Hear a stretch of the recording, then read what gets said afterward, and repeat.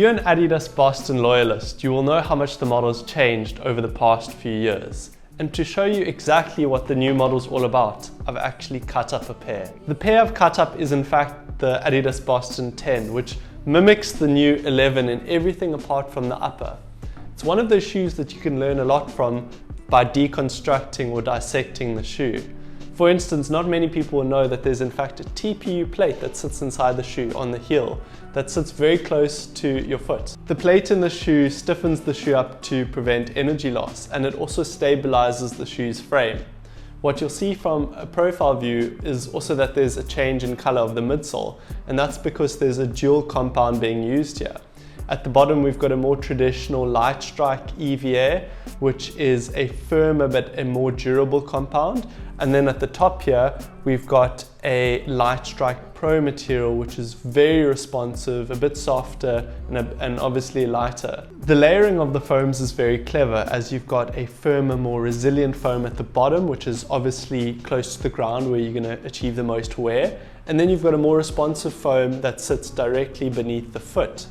And then if you have a look at the mix of these foams, there's proportionally more Light Strike Pro, which is the responsive foam, as you move closer towards the toe end of the shoe to obviously help a very responsive toe off. Something worth considering is that a stack height of the shoe, which is the amount of cushioning you have at your disposal to help manage impact, is the cushioning that bears your weight in the middle here, rather than the cushioning at the side, which may also wrap above your foot.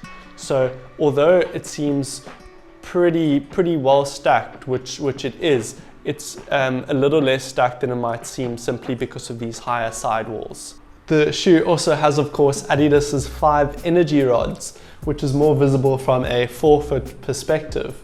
Now, these rods follow the lines of your toes and act very similarly to a carbon fiber plate in that it's trying to stiffen up the shoe.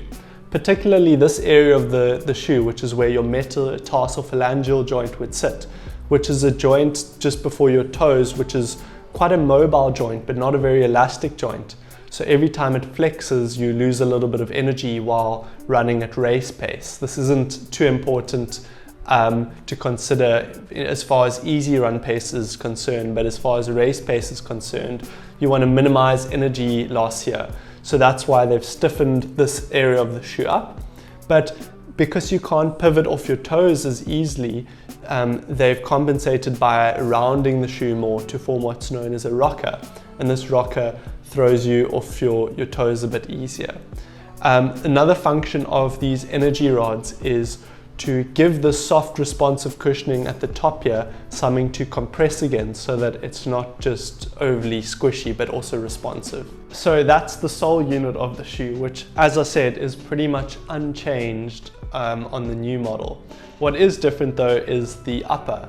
The first big change is of the heel counter, which is now firmer and thinner than before, not in a bad way, just in a change of design. There's also this heel pull tab at the back here, which puts the shoe into sport mode. It doesn't do awfully too much, but it doesn't get in the way either. So I think it's a cool design or aesthetic function. On the previous Boston, this upper material was very parachute-like. It's now more of a textured mesh, which is achieving a very similar thing, but just with a different material choice. What I've found is that I've actually gone half size down in the shoe, not because it's changed sizing or lasting at all. I just find that with this thinner heel counter and upper material, I've got a sort of better heel lockdown, and I don't like that extra bit of space up front here. So out of preference, I've gone half size down and prefer it that way. With Adidas shoes, I'm not a pure size. I'm usually either a 10 or 10.5. And my sizing preference is dependent on the fit created by the upper. So I'm suede dependent on the shoe itself, which is interesting because some brands I'm consistently the same size, and other brands I'm often between 2 sizing. The upper on the Boston even has some suede material, which is of course a material found more so on lifestyle shoes. Now, this is to pay homage to some of Adidas's old school races which had suede uppers. I think that this is quite a cool design choice. It doesn't serve much function, but it just sort of reminds you of where Adidas have come from.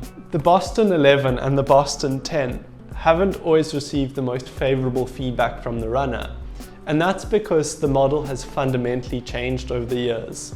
The runner who maybe have once worn the Boston 8 or Boston 9 isn't necessarily the same runner, and that's because the shoe's got a higher stack height, it's more cushioned, it's firmer, it's got a more rigid rocker design, and it's got an upper that gives you quite an aggressive lockdown. On paper, the Boston is an extremely well-rounded shoe. It's very versatile and conducive for easy running, up-tempo running, and even some race day stuff. But almost to contradict itself, it is a very particular shoe in that it has a firmer cushioning bed, it's got a rockered and a rigid design, and the upper has quite a particular fit. So it's certainly an acquired taste.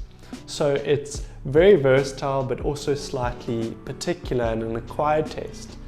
That being said, it's certainly worth a go, because if you're a runner who sort of likes what the shoe feels like, it's going to offer you so much. And in that way, or in that sort of regard, I really recommend runners trying the shoe out, as if you are the right runner, it's going to offer you so much. The best analogy I can think of when describing the shoe is that it's 85% of a full-blown carbon-plated shoe and 90% of a traditional easy running shoe. Sort of other things to look out for to know whether you're the right runner for the shoe is if you're looking for a protective high stacked shoe, so high off the ground but protective, a shoe that is firm by modern day standards but yet responsive, a shoe that is very durable, and a shoe that offers a slimmer fit rather than a broader fit. And then lastly, a shoe that has a rockered design, so it's a little bit stiffer off the toes, it helps you roll, but it's not a traditional sort of forefoot flexing shoe. So how do you know if this shoe isn't suited for you? Well, here's my cheat sheet. Firstly, if you're looking for Adidas's softest shoe, then this isn't it. You can look at something like the Solar Boost or Ultra Boost.